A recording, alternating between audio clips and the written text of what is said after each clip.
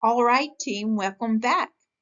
If you've made it here, you've already knocked out Volume 1 and you're building serious momentum. Quick question. What's more dangerous, the hazard you can see coming or the one that blindsides you when you least expect it? That's exactly what Volume 2 is all about. Today we're tackling physical hazards and controls, the risks that sneak up on work sites every single day.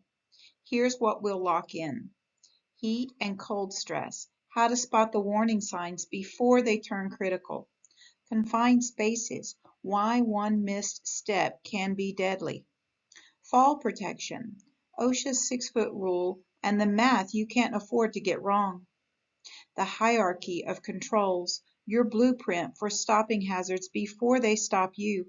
This isn't just exam prep. This is the playbook that keeps workers safe, and it's a section the OHST exam loves to test hard. So grab your notes, lean in, and let's get you one step closer to acing this exam and leading safer job sites in the real world. Lockout tagout, often called LOTO, L-O-T-O, is one of the most critical procedures for protecting workers during maintenance. A lockout is a physical lock that fully isolates the energy source.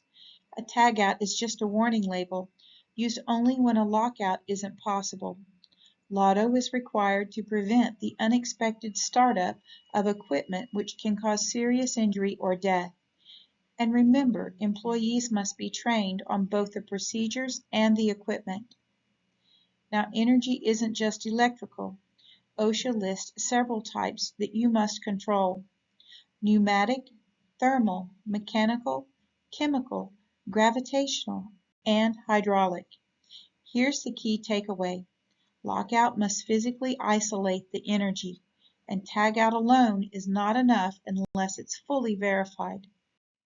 When we talk about heat hazards, we're really talking about your body's ability or its inability to cool itself down. Hot weather work can quickly lead to dehydration, fatigue, and serious heat-related illnesses. Watch for signs like headache, dizziness, nausea, and clammy skin. These could mean heat cramps, exhaustion, or even heat stroke. The response? Move the worker to a cooler area, hydrate, and apply cold compresses. To prevent heat stress, use shaded or ventilated workspaces, rotate workers, and build in regular rest breaks. Here's the key: hydration and acclimatization training are not optional. OSHA expects employers to provide cooling PPE and train workers to recognize heat stress early. Cold stress happens when the body can't maintain its core temperature, usually from reduced blood flow or long exposure to the cold. Watch for signs like shivering, confusion, or frostbite, especially in refrigerated areas or outdoor cold zones. To prevent cold stress, use insulated PPE, wear layers, and give workers regular breaks in warm shelters. Rotate employees out of cold zones and watch for slurred speech or confusion. Those may signal a medical emergency.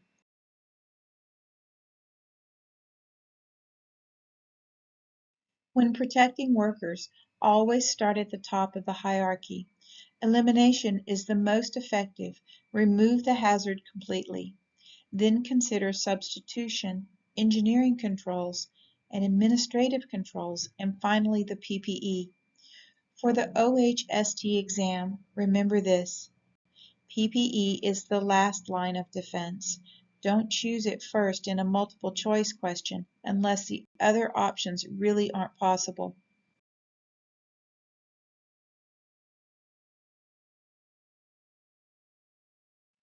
Administrative controls don't remove the hazard. They reduce exposure by changing how people work. Think training, shift rotations, and warning signs. PPE is the last resort. It's used only when other controls can't eliminate the risk. That includes gloves, respirators, and earplugs. But on the OHST exam, never choose PPE first unless no other option fits. Interlocks are safety systems that shut down equipment when conditions aren't safe. You'll see them as door locks, light curtains, or emergency stop switches.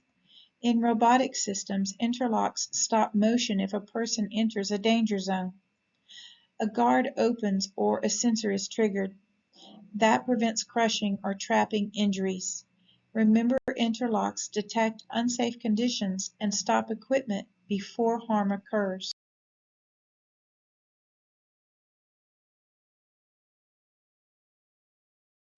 Pressurized systems can explode if they fail. Steam, chemicals, or hot fluids can cause severe burns. That's why we use safety relief valves, proper piping, and strict lockout-tagout procedures. Now, dip tanks hold hazardous liquids. Their vapors can ignite, so tanks must be covered when they're not in use. If the surface area is over 25 square feet, OSHA requires fire suppression and emergency showers nearby. Spray booths are designed to control vapors and flammable particles, but only if they're used correctly. They must be fire resistant and grounded, and filters have to be kept clean. Avoid open flames or sparks nearby, and stay alert for static discharge and overspray buildup. Combustible dust is one of the most underestimated hazards. Even tiny particles in the air can ignite explosively. Common sources include wood, grain, metals, and plastics. Good housekeeping is critical to prevent buildup, especially on rafters. Explosion protection systems may also be required. A confined space has three key traits. It's big enough to enter, has limited entry or exit, and isn't meant for continuous work. That three-part definition is important for the OHST exam. If the space has known hazards, it becomes permit required. That means strict controls and entry permit, air monitoring, an attendant, and a rescue plan. Know the difference and always check for permit requirements before entry.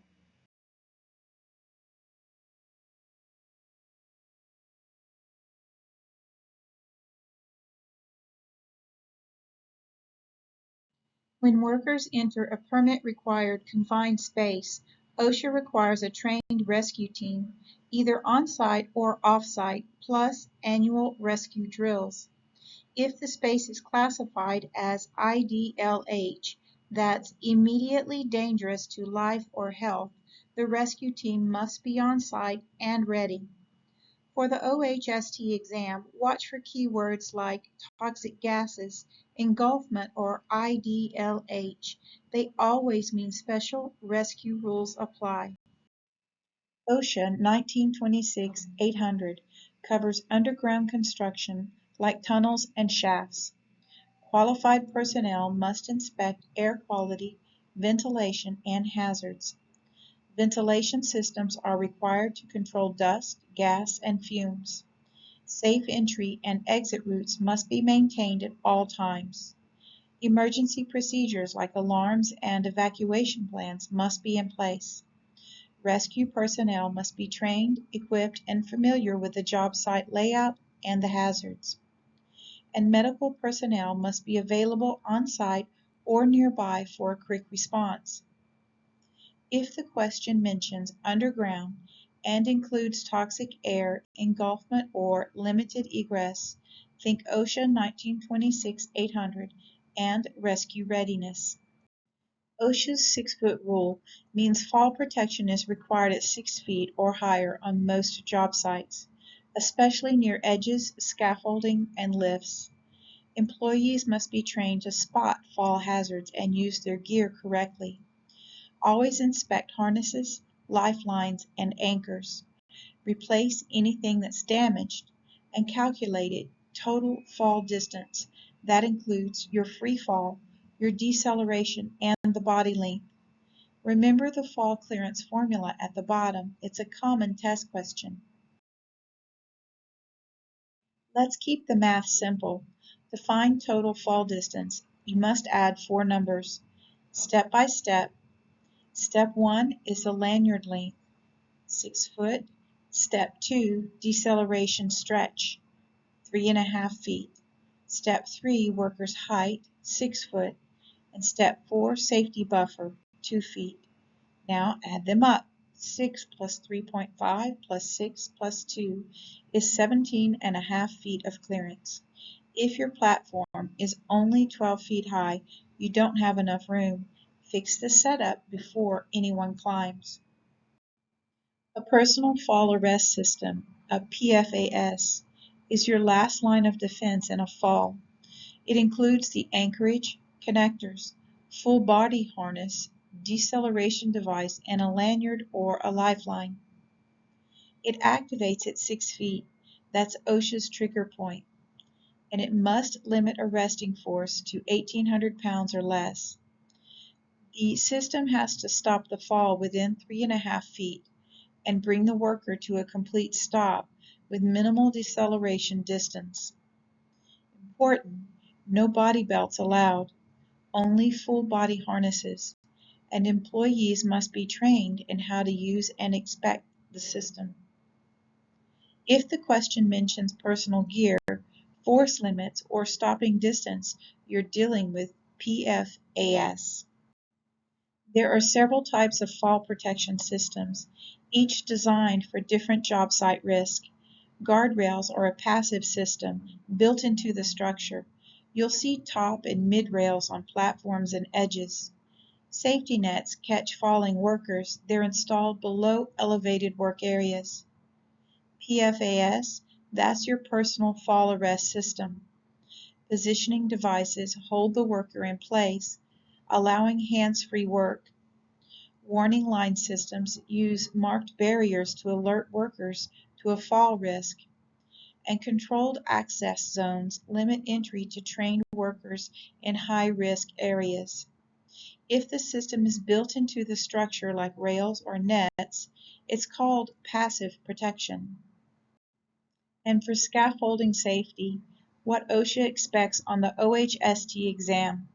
Scaffolds must support their own weight plus 4 times the intended load.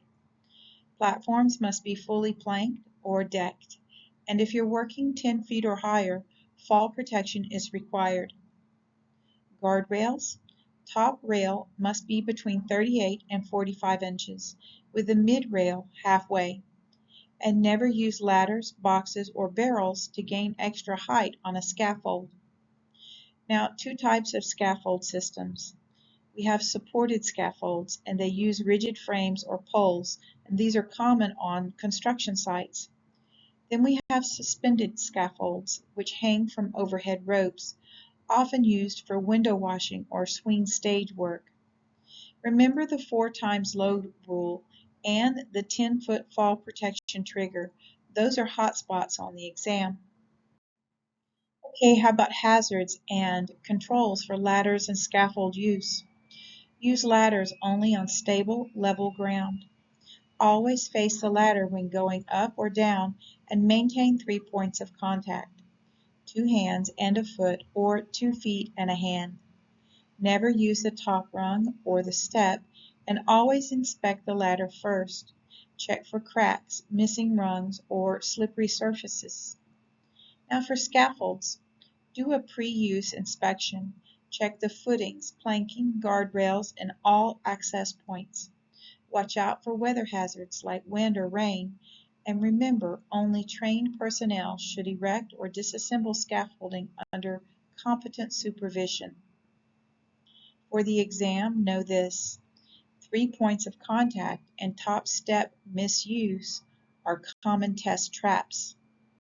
Working on lifts, here's what keeps you safe and keeps you from failing the OHST exam. Don't climb or lean on guardrails. Stand firm. Use fall protection if required. Make sure the platform's stable before you go up. And know this: ANSI A92.6 says no climbing, no leaning, period. Lanyards and harnesses, use them if the manufacturer requires it. Don't guess, check the manual. Watch for power lines and never operate a lift unless you're trained and authorized. Tip: if the question says no leaning or lanyard use, it's probably testing A92.6. Let's break down what OSHA expects for walking platforms and work surfaces. Platforms must be at least 18 inches wide. Openings need guardrails, handrails, or covers. Surfaces must be free of hazards, no spills, no clutter. And platforms must be structurally sound for the load.